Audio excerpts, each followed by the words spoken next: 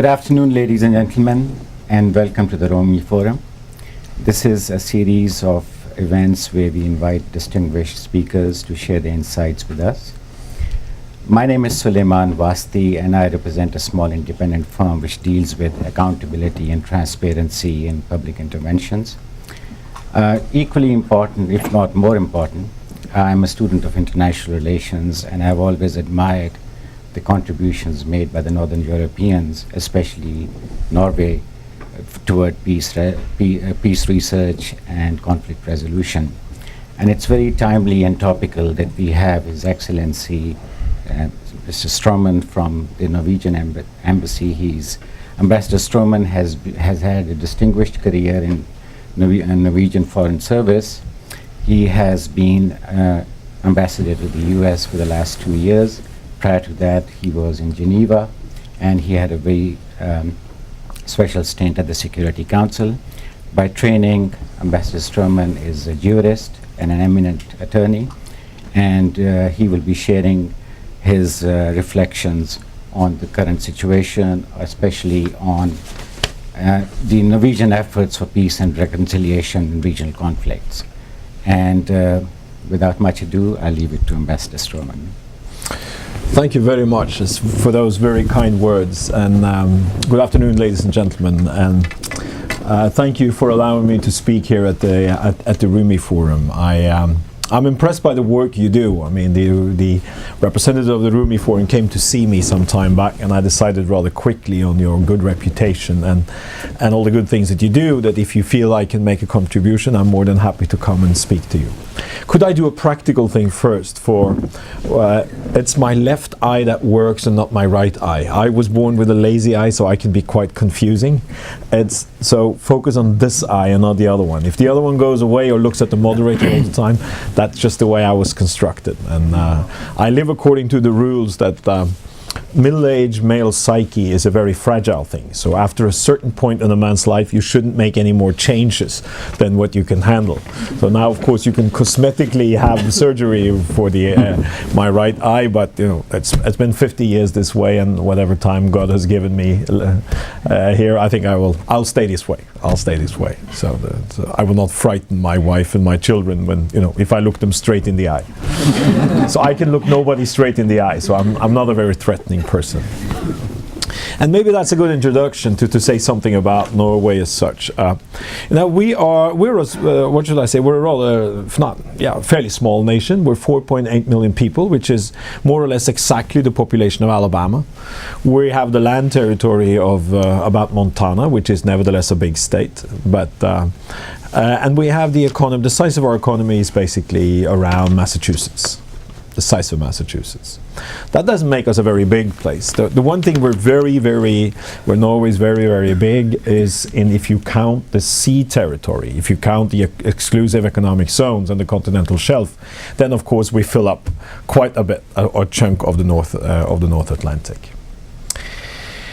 I came to Washington I've spent 25 years or so in Norway's diplomatic service, and in between I've been a judge and attorney, etc. But it's somehow in my way, wherever I've gone, there has been trouble and conflict and whatnot. I've been in the Middle East. I was in Yugoslavia during the war, the worst years in Yugoslavia. It was terrible, maybe the most terrible time of my life, actually, in Yugoslavia. So Norway's involvement in these regional conflicts, etc., is something that has followed me a bit. So if you can bear with me, I will speak for a little while about how we ended up with this. What is our philosophy? Why do we sort of get into these kind of issues when you are a population the size of Alabama in the northern west corner of Europe? Well, for what it's worth, here is my take on it.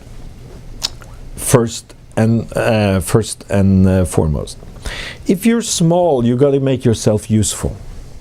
First time I went to see Condoleezza Rice, because she was Secretary of State when I came. She told me, wherever there is problems in the world, my staff tell me that there are some Norwegians running around. Why is that so? Is it so boring at home? Is the climate so bad? Is it, why do you run around in these places? Why are you in the Middle East? Why are you in Sri Lanka? Why are you in Haiti? Why are you in the Sudan? Why, wherever there is some kind of... And I told her, Madam Secretary, you know, quite honestly, it's a kind of a business idea that we have. You know, we're trying to make ourselves useful. This is the thing. If you remember one sentence of what I've said, we're in a way trying to make ourselves useful. Why do we then think that we can be useful? Well, one should never overestimate your own hand. On the other hand, I think the Norwegians, and there was someone here from Minnesota who will have come to understand that the Norwegian self-image is in a way a little bit sort of that, I wouldn't say modest, but we know we're not necessarily the most fancy people, American, you know, that the Americans would think of. We were thought of as sometimes, you know, a bit more modest, the Midwest, the prairie states sort of image. Well, the thing is that sometimes there are things that a small actor can do that a big one cannot do. And don't put too much into what I'm now going to say, but there, you know, there's sometimes the elephant is not maybe able to do things in the small corners that a smaller creature actually would be better at. So the world in a way has to live according to where you can complement each other, complementarity. So many of the places where we have tried to be involved, it's not necessarily something that we cooked up. It's something that someone else asked us in a way to do. And there are a number of, I will give you some examples, you know, later on. In a way, that's the normal sort of channel why we get involved in things. That there is need for some kind of an outside actor. Why do we think it could be Norway? Well, to be very, very honest, and this might sound brutal, some of it has to do with money. We have actually put a lot of money into these efforts, peace and reconciliation efforts. That's, you know, it shouldn't be that way. Maybe in an ideal world, it should be those with the best ideas, or those with the, you know, the best understanding, or most culturally sensitive, or whatever. But you know, you gotta have, in order to play a role in regional conflicts around the world, you actually gotta have a financial situation where you can, you know, weather a few bad years and keep going. A lot of people with very good ideas and the best will in the world, they lack the financial resources to do something about it. And you have to be able to come up with commitments for much longer than 1, 2, 3, 4, 5, sometimes 10, 20 years. Now, of course, we are in a rather fortunate situation since we pumped the oil. And we used to be a very poor nation. And please remember this, 100 years ago, Norway was maybe the poorest nation in Europe. Very poor. The people that came to America, half our population came to America. 50% of the population left for America. They came, you know, they came because of absolute necessity. It was poverty that drove them. We didn't really have famine. If you could eat potatoes and fish, and Norwegians do eat fish all the time. We didn't know it was so healthy, but it is actually. So we didn't starve, but it was, you know, it was simply poverty and no social opportunity that made it so many people. So we come out of a rather sort of humble background.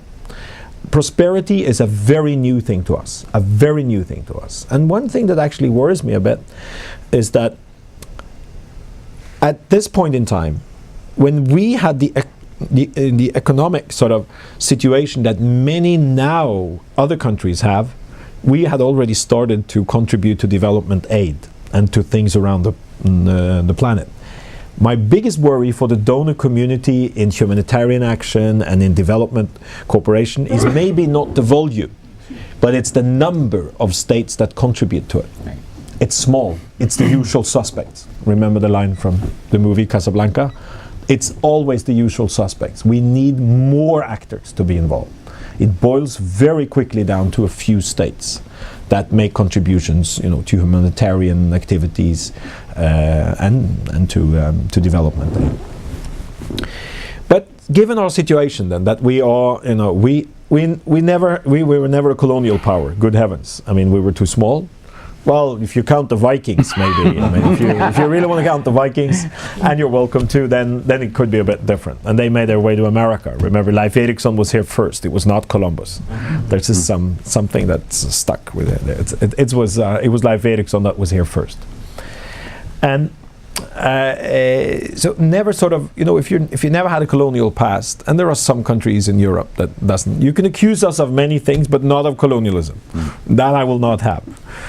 That I will not accept, and that actually helps a bit in many regional conflicts. I mean, it's not something that you speak about all the time, but there is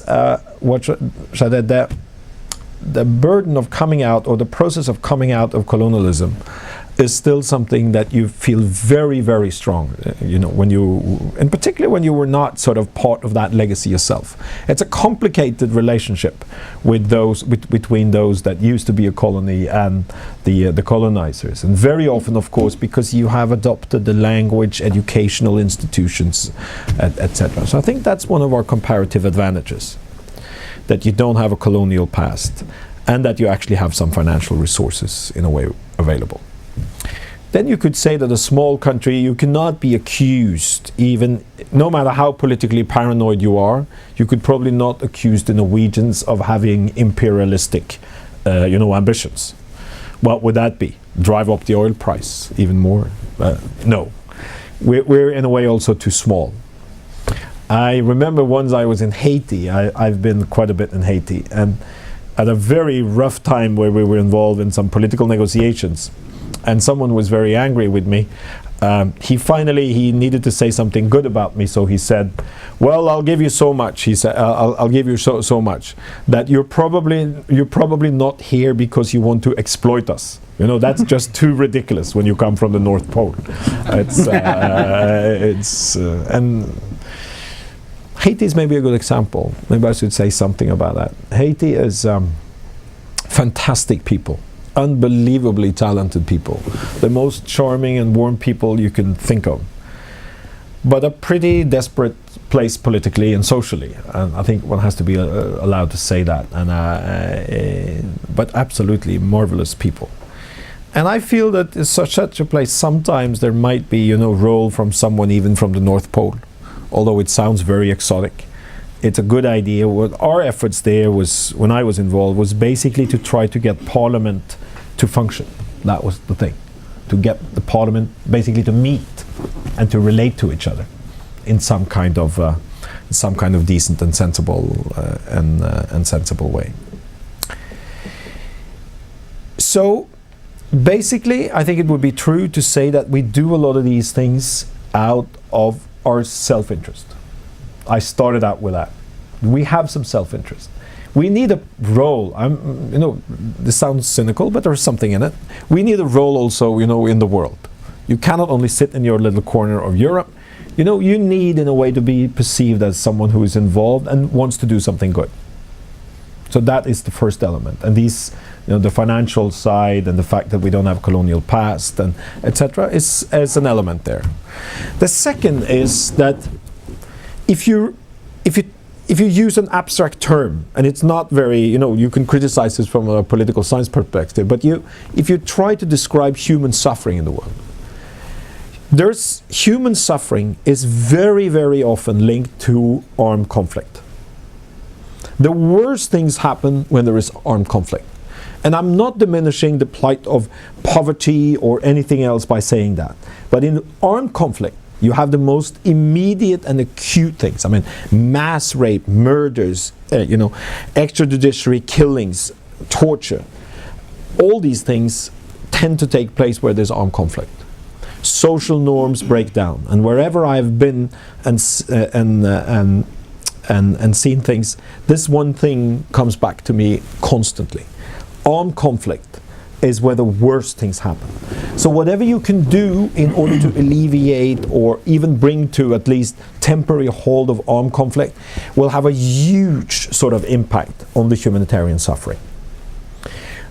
There will have to be development, there will have to be other mechanisms, but the fact that if you can make at least some gain in stopping armed conflict, and these days armed conflict doesn't solve all that many problems, does it? I mean, the belief that you can solve all that many things through armed conflict. At some point, you end up back in a kind of political negotiation, no matter what. So if you put these two things together, you actually have a self-interest, and if you want to do some good in the world, you know, a contribution to trying to stop armed conflict. That combination, you know, in a way led us to trying to do something. Very hard, many places. You very easily, you know, get a lot of new enemies that you didn't know that you had, because the idea of neutrality is well, we could speak about that for hours. You know, what does it mean to be neutral? If you're involved, you're somehow you're somehow involved. That's the way many of these things go. But of course, after the Cold War was over and the world has changed, you have a, or should I say, there is a, and we have many states, 191 or something. There, of course, the discipline, which was a side effect of the Cold War, is to some extent gone. So you have a number of things that have come up, which is not necessarily very nice to look at. You know, the former Yugoslavia, when I was speaking about my own continent, was absolutely a case in point. It was personally also, it was very hard to I was there from 93 to 95 and saw a number of terrible things, things that I would never ever imagine can happen in Europe, given that we had been through Europe had been through the Holocaust, had been through the Cold War, and you've gone into, and then the Cold War was in a way over, and what you had was a number of good things other places, but you had a war like the one we had in Yugoslavia, where there was terrible atrocities, etc. And you still see sort of the consequences of that. That's Middle East. I was also in the Middle East. The Middle East, Norway's involvement in the Middle East is, you know, the Oslo process, and I will say nothing about what happened with the Oslo process and why it went the way it went and where we are at the moment. But of course, that attracted a lot of attention, you know, and the idea, which is so favored by many, that you can have secret negotiations between a few people and then actually solve a big issue, of course, is such an attractive one. I mean, in particular, if you're interested in politics or political science. But peace and reconciliation efforts is a lot more than trying to organize secret negotiations. They attract a lot of attention and television, and people write books about them. But it's also a lot of other things that you can and should do.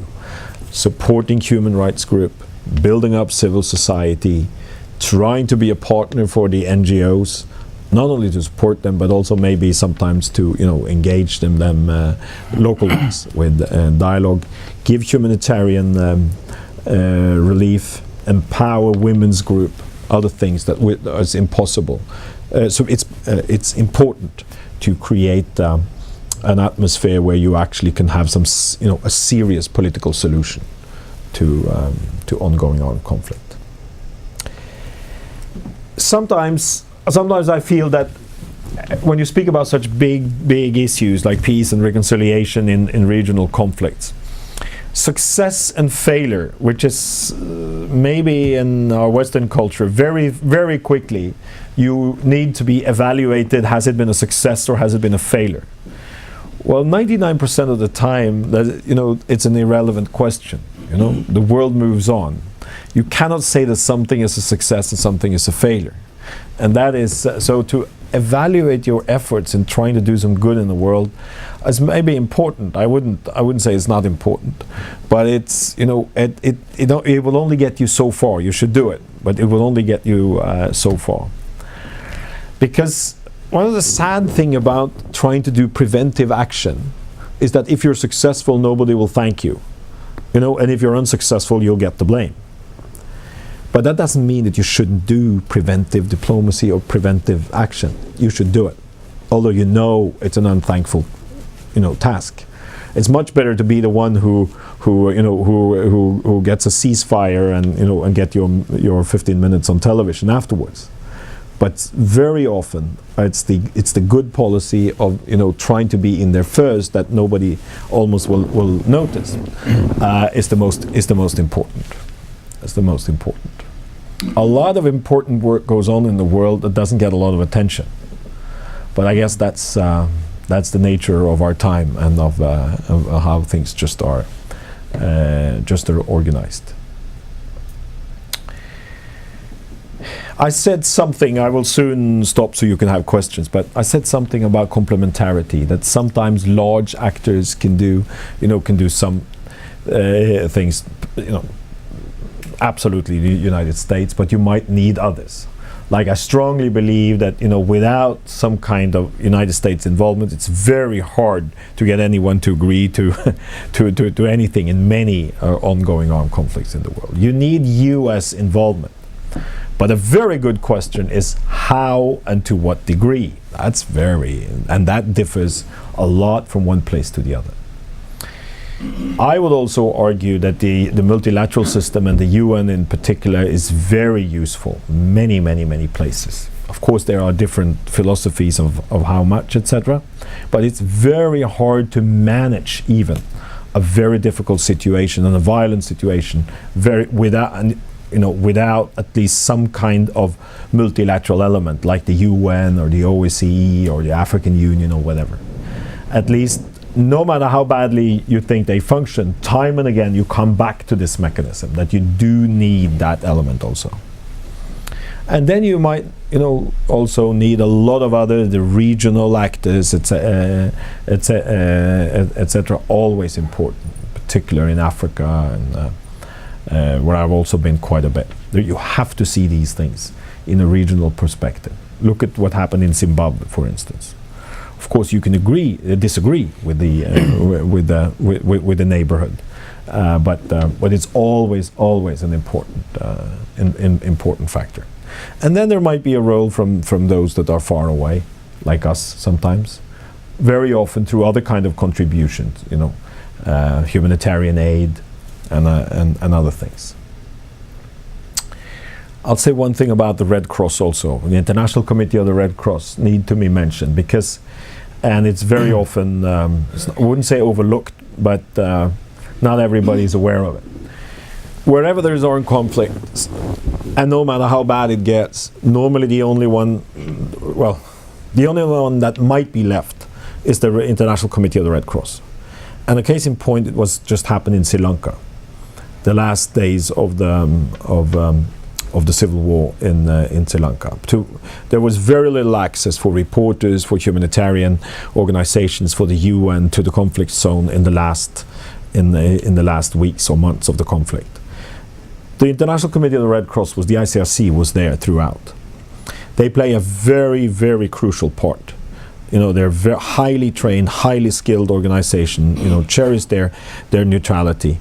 And an absolute sort of, a pillar of trying to do any good in any armed conflict is that they must be given, the room for work that they're guaranteed by the Geneva Conventions. It's one of those things that, you can't make the headlines by stressing the importance of the Red Cross Committee, but it is absolutely vital, absolutely vital. Strongly supported by US governments, I should say, no matter if they're Democratic or Republican, throughout the generations, but very, very important because they have this special mandate. Other humanitarian organizations, by all means, it's very important.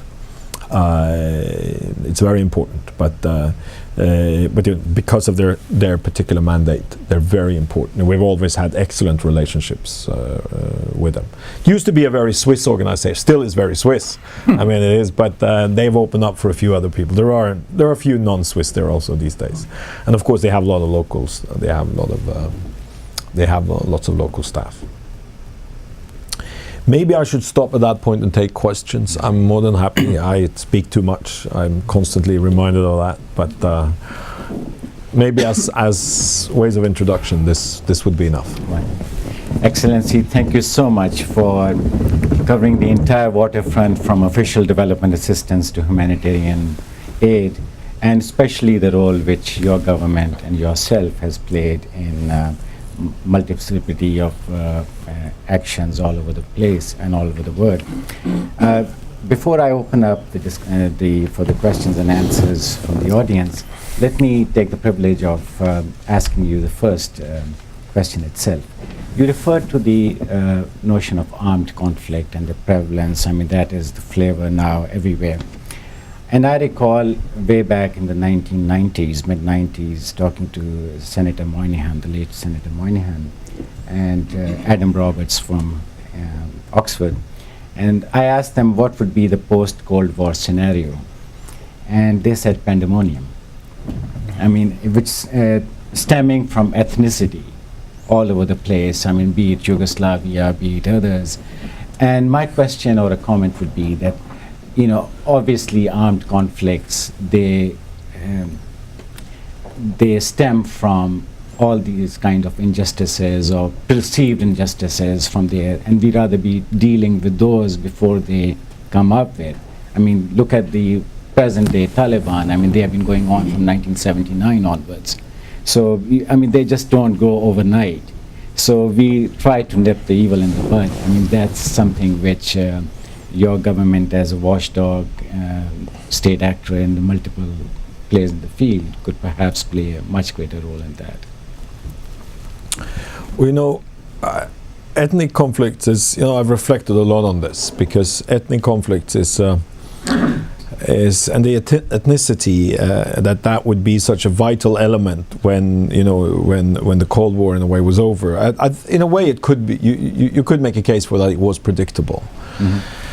But here again is the preventive thing. Of course, in Sri Lanka, there has to be some kind of solution, you know, and everybody recognizes this, that, you know, where the different groups in Sri Lanka, maybe ethnic group is not the right. Remember, the Muslims in Sri Lanka is an important, particularly in the east of the country, is an important group. But you know, they're not an ethnic group as such. So the word ethnic is sometimes complicated to in a way to relate to. But that different groups will have to construct constitutions and find ways of living together, is the mantra for our generation. And you know, if communism doesn't bind you together or eliminate the ethnicity, which some believed, you know, some time back, you've got to find in a way something else, where you build up a political compromise, carefully crafted, you know, respect in the institution, and that will have to be solved probably in different ways in different places. You know, I come from the North Pole. I couldn't sit down and say that, you know, Afghanistan, it should be so and so with the Pashtuns and the Tajiks and the Uzbeks and, you know, what have you. But just the fact that that in most states, and as they in a way find a new identity after an armed conflict or after the Cold War, you will have to seek a balance between sort of different groups. I mean, even we're a very homogeneous society, but we have some new immigration, and we have an indigenous population, very small. But a peculiar case because of the Sami population in northern Norway that I think it's fair to say that we think roughly 50% of all the Samis in the world live with us. So in a way, their survival as a culture, you know, depends mostly on us. There are some in Sweden, there are some in Finland, and there are a few in the Russian Federation. But they're a very small group. But of course, they are one of the, you know, Norway in a way is made up of two peoples. From that perspective, it's the Samis as an indigenous group, and it's all the rest of us who are Norwegian. They're a small group, but nevertheless. Thank you so much. Sometimes also ethnicity is, you know, one shouldn't say this, but you know, sometimes the word ethnicity is exploited for other purposes also. And I think we shouldn't, you know, it'd be fair to make that point, that when someone makes a sort of an ethnic argument, it's worthwhile taking a hard look at what lies behind it. Thank you so much. Let me open the floor now, and if you'd please identify yourself, and in the spirit of informal exchange, be as provocative as you can. Bob Hennemeyer, retired diplomat. Bob Hennemeyer, retired diplomat. I think you shortchanged Norway a little bit when talking about its contribution on the international scene, because I lived in Norway before you found oil. And there were many examples of Norway, small Norway, being very active on the international scene. I think of Trygve Lie. I think of your wonderful Peace Institute at the university, which predates oil. I think of General Bull Hansen commanding the Sinai Force. So I think there's a tradition that's older than the one you perhaps suggested by saying that with oil came the wherewithal to do a little more. Obviously it did, but you were doing some of these things before. Well, it's very kind of you to say so, and that's yeah, it's true. But you know, maybe the bulk of the money came afterwards. But there are some strong traditions in Norway. One of them is humanitarian. There's a strong humanitarian tradition, and there's a strong, based in a couple of, strong social trends. One of them is how our trade unions were built up. Which is a strong sort of. Because we didn't have all that, we were 400 years under the Danes and 100 years under the Swedes, or with the Swedes. But the trade unions, how they build up, have a strong humanitarian tradition. Same goes for the Norwegian Church, which at some point used to be 95% of us were Lutherans. Now this changed a little bit, but nevertheless there's a strong humanitarian in lay. We are mostly Protestants, just like in Minnesota. Well, some say hardcore Northern Protestants. There you have us. But there is a strong sort of humanitarian streak in the Lutheran churches in Northern Europe. And there's a strong, I'll confess that, there's a strong missionary tradition, One shouldn't hide that. Of course there were a strong missionary traditions. I grew up in this environment. And so, to go out in the world and try to get things done was, it runs deep. But I'm happy you said that we were also, it's not only a question of money, that is true. But we struggled for many, many years to build our own country. And the war was terrible for us, Second World War. And so, of course, the real prosperity came very late to us.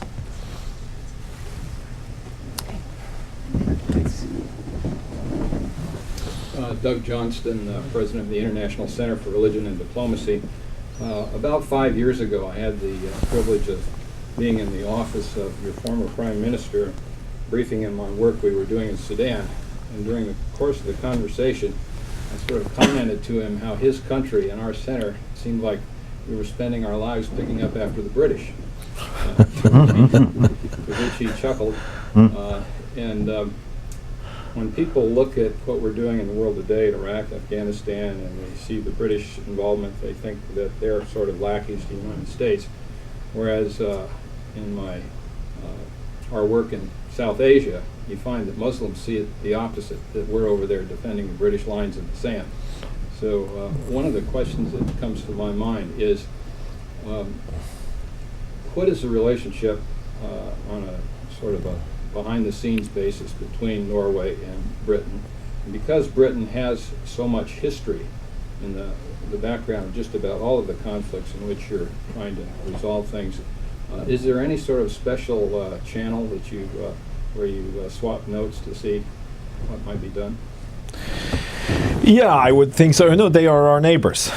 We don't have a land border with the United Kingdom, but of course they're across the water, and the North Sea is not that wide. Although there can be some very bad weather, but of course they're very, very close ally of us. It's easy. The language is, we tend to speak English these days, and so it's easy for us. And many of the places where we've been involved, there is a history. Has the Brits have been there at some point. So yeah, I'd say that there's a very close relationship to the United Kingdom in these, in almost on all issues that involves regional conflicts. Of course, they were an empire. We were. Well, it's 1,000 years since there was a Norwegian empire, and that came to an end. So the the Brits have a lot of recent history other places. But you're right in the assumption that it's very, and of course they have large also not only do they have a lot of knowledge and history, but also large expatriates, communities. Look at all the Tamils that live in the United Kingdom. Look at almost from everyone. London and the United Kingdom has changed a lot in these 25 years that I've been in this business, or indeed before that. I mean, the UK was a very different place, and now they are it's really changed a lot. And but you're right on the assumptions that we collaborate very closely with them, and that is a natural thing for us. We in a way feel very close to them. And it's not only then England and the southern part, but remember Scotland as well. They're just across the water. Where I have my home in Norway is as far to the north of Scotland. If you went straight west from my place, you end up in Scotland. So it's just that there's sometimes some bad weather in between the two places. Thank you. Hi, my name is Kevin Slayton. I'm from Carnegie Endowment. Maybe Norway is unique among developed countries in 2008. And correct me if any of these numbers are wrong, but this is facts that I think I have. Their GDP grew by 3% or something around that. Their surplus was very large, and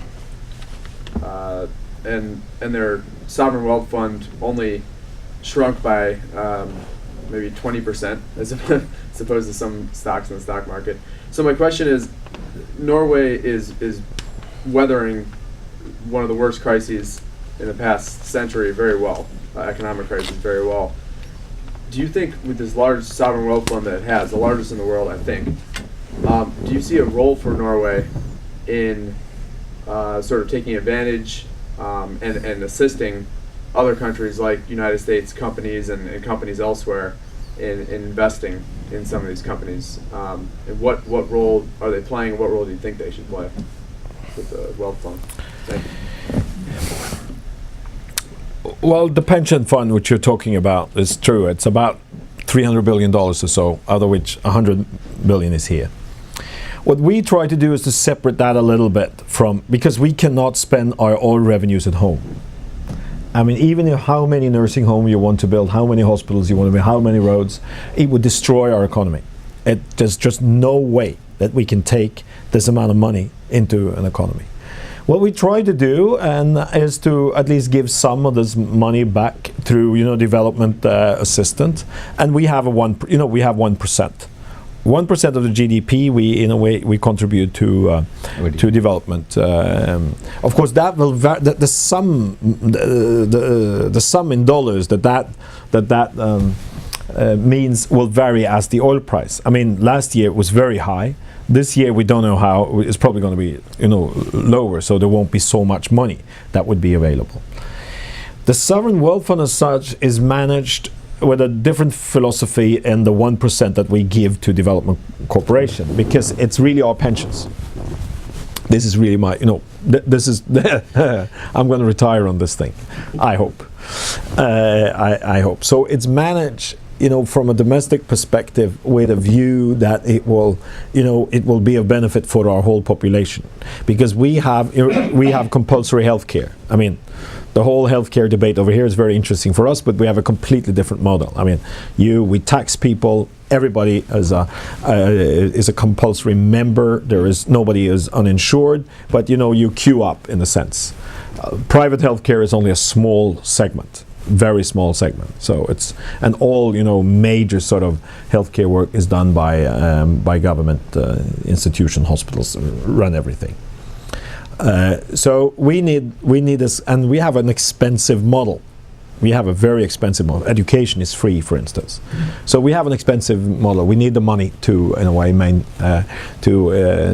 maintain it. So, such a sovereign wealth fund brings a lot of responsibility with it. I don't know if you're aware of that. We have an ethical council that's sort of where we run our investments through. The fund doesn't take larger, it only goes up to 5, sometimes 10% of the equity in any company.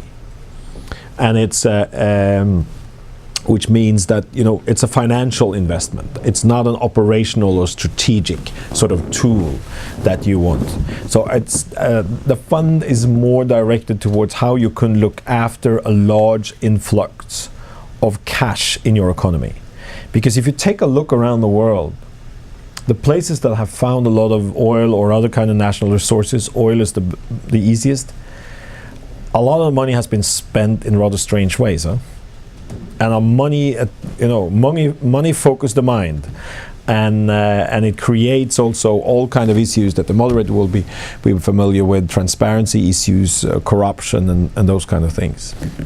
So we've made ourselves a rule that so and so large a percentage of the oil revenues we can take into the economy every year, and the rest is put into this fund, which is the second largest in the world. The Abu Dhabi fund is larger. So we have a cushion, but on the other hand, it won't last all that long if the economy in a way breaks down. So it's not something that can make you can just sit back, relax, and do nothing. We will soon burn up the fund if we're going to pay pensions for everyone. A lot of Norwegians have grey hair now. So, although our birth rate is pretty good, it's almost 2%. We need just in a little bit. You need 2.1 per woman, and we're coming very close to that, which we're very proud of. If you allow me to say one thing, other thing is that everybody talks about our GDP, and then the oil comes very natural. But I would argue that there's another factor, which is very important, maybe the most important. And that is female participation in the workforce, because most Norwegian women work. Absolute most of them work, and that creates certain issues when it comes to kindergarten, for all those kind of try to have a labor market that works, is conducive, so that women also can work. Not all of them work 100%. There's a larger amount of women that work part-time. But that is the main factor. That such a large part of the population actually is in the workforce. That is the average Norwegian family both work, and nobody would really question that model. So it's kind of a social model that we have. Please. James Wiseman from Catholic University, and a two-part question. Mm-hmm. You mentioned in your talk the Oslo process. Mm-hmm. Could you say a bit more about that, especially what you see its long-term contribution to be? And then related, what are Norwegians doing today in Israel and the Palestinian territories? Well, let me start with the second part of the question and roll back towards the Oslo process, which was, of course, in the 90s. At the moment, I think the most important thing we do in the Middle East is that we chair the donor group. It's called AHLC, which is basically the committee that organized help for the Palestinians. Someone has to do that, and it seems to have fallen to us to do it, to organize, because no matter what the politics of this, the Hamas and the Fatah and the Gaza and the West Bank and the new government in Israel and Jordan and Jordan and Egypt and Hezbollah and what have you, no matter what, the Palestinians as such has to survive, as you move forward. And you probably have a situation today where Fayyad, who's running the Palestinian government, is maybe the best interlocutor you've had on the Palestinian side. The problem is more, of course, that not everything that Fayyad and his government wants to do is easily implemented because of the situation you have with the West Bank and Gaza and the closures and everything. So I think that is, at the moment, that is our most important role, that someone in a way has to try to coordinate and make sure that the Palestinians in a way have an economic situation which doesn't mean that the whole sort of society breaks down completely.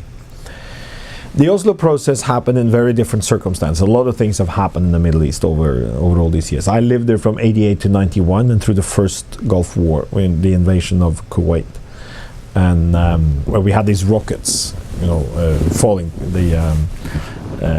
rockets falling from Iraq. I lived in Tel Aviv, but I had the West Bank in Gaza and traveled around.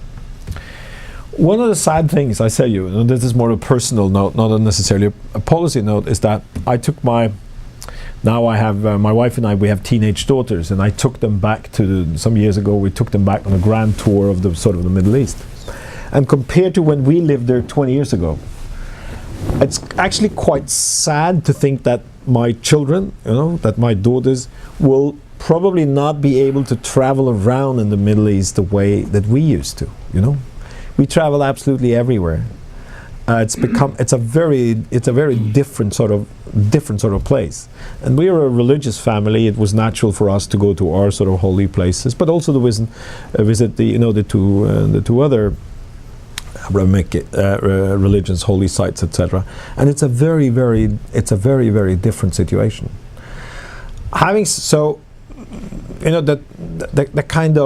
The world is becoming a dangerous place from that perspective when it comes to sort of personally experienced, and it probably has an impact on the overall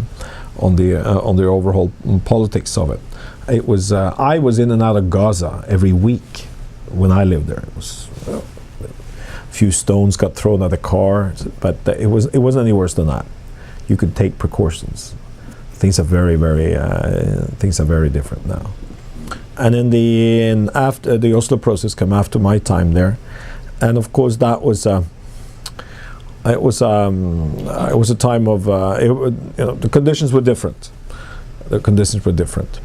But on the long note, if you allow me a very long shot here, I am not so pessimistic about the Middle East. I know it's the popular sort of thing that I'm probably, I'm not over optimistic for the short term, but in the long run, it will be possible to live together in the Middle East. Some factors maybe point that it's harder than before, but I'm not all that. Most people actually, and certainly did some time back, when we lived there wasn't really hatred between the groups. But when I was in Yugoslavia, I think I will dare to use the word that, you met a lot of people who had a lot of hatred, a lot of aggression inside. In the Middle East, you actually have a conflict which is about something. Who's going to have the West Bank? What's going to happen to Jerusalem?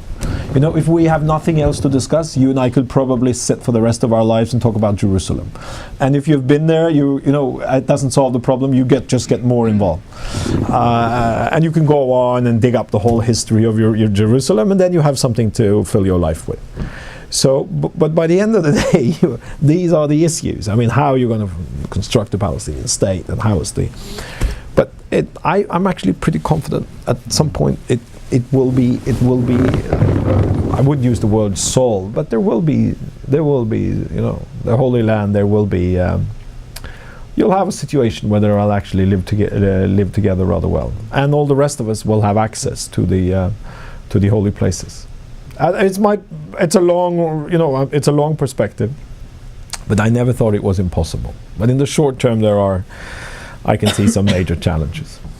I think we have time for one or two more questions. There's a gentleman over there. And Did you have a question? yeah, we have time for two questions. Yeah, I'll do the two questions. So the gentleman over there. My name is A. Heather Coyne. I'm from the U.S. Institute of Peace. And I heard you sounded very serious when you talked about the official track, the secret tracks, and how those absolutely must be complemented by a broader mobilization of the civil society and the populace. And I think there's a consensus, of course, in support of that. There's a lot of cooperation between non-governmental organizations and the official envoys, but usually it's ad hoc, it's often very hard to manage, it's time-consuming, the crowded field aspects create more problems maybe than they solve. But as far as I know, there's never been an effort to have a formal team arrangement between national envoys from a country or from the UN and NGOs who might be able to manage the effort. I'm wondering if you think, from your perspective, would that be a workable arrangement? Would that help you do your job if you had a formal mandate to be in partnership with it? The NGOs are very important, and all is. But there are some tough issues, and there are some trends in our times that are difficult to handle when it comes to private actors or to NGOs. One of them is that, you know, we live in very legalistic times. One of them is that, you know, if you use in any kind of conflict, if you use your own officials, you know, they are bound by, they cannot speak about it, you know, there's confidentiality, etc. How do you solve the confidentiality issue if you have, you know, someone from an NGO or a private partner, you know, who all of a sudden find out it's time to go on television? Can you stop them? Can you give them you know, of course, if my collaborators, if I were in charge, I can stop all the officials and say that that's illegal, you cannot do it. So the thing is that it's hard to be independent and at the same time be part of such a process. There are a number of legal issues. You know, everything is legal these days. Are you responsible for their acts? You know, if you are responsible for what someone does, and you really want to integrate, they have to, and if they have to, you know, they act with some kind of authority, you are also responsible for what they do. What if they then do something else? And you know, can you be sued over what they do? Can you be held in any way accountable? And these things are very. Remember, with the UN, I lost 4 good friends with a bomb in Baghdad. Sergio de Mello and 3 other, Rick Hooper, who was a great American, I miss him every day, who was killed in the bomb in Baghdad. But of course, in the aftermath of that, you struggled with a lot of issues, because many people that were in the building in Baghdad were there on loan from other institutions, and not necessarily only NGOs, but even from the World Bank. Was the UN responsible? You know, who should pay compensation you know, afterwards? What kind of insurance schemes, etc. So I would love to say yes to your question, which would be a good thing to integrate as much as you can the NGOs, etc. But there's it runs in a way, it hits the wall with another strong trend in our time, which is accountability, responsibility, who has confidentiality, who has the authority to behave to act on behalf of someone. Very hard. And that also makes the distance to the NGO and to other, you know, volunteers larger than what it should be. But as long as there's such a huge push for these, you know, these accountability things, I think it's going to be very hard to formalize such things. There's also, of course, the issue, you know, an NGO as an NGO, sometimes they're part of the conflict. Should you only do the ones that you think are neutral, or should you do the NGOs that in a way represent this or that ethnic group or this or that side in the conflict? And it's hard to select them, the one from the other. Very often, I think I rely on that some kind of self-discipline that the NGO community itself, they're pretty good at being transparent and sort that out at some point. But it raises certain issues. You know, independence comes also at a price. But, you know, ultimate independence can also, you know, make you almost, you know, irrelevant, which is the other side of it. And that some of those issues, I think the NGO community will have to sort out on their own. You will probably have detected from what I've now said that I'm a little bit worried about the trend that, you know, that all these legal sort of issues builds up a rather big barrier between those that act in any kind of official capacity and those that are on the outside.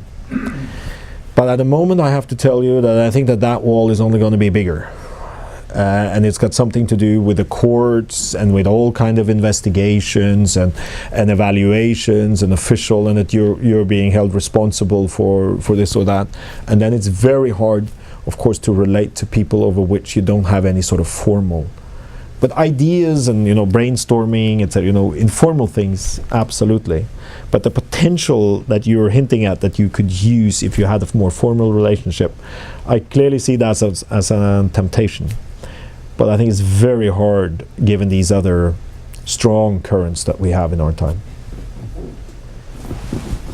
Hi, Mr. Ambassador, which Muslim country would you think appreciates most Norway's good services, where you would think your work might be sought in the future even more? Yeah, well, what Muslim countries? I don't know. We have collaborated with so many of them that there's this debate, that was going on. Remember Samuel Huntington's and the Classes of Civilization and all those things, and it came up. But I have to say, in my experience, it's maybe we're not so threatening, but it's not such a thing that you worry all that much about. We've had in the Middle East, of course, there have been the Palestinians and the Egyptians and the Jordanians and everybody who is in Lebanon. So it's I don't find it difficult at all, to be honest, to relate to Muslim countries or people that come from the Muslim world. I myself, I think I alluded to it, I grew up in pretty strong religious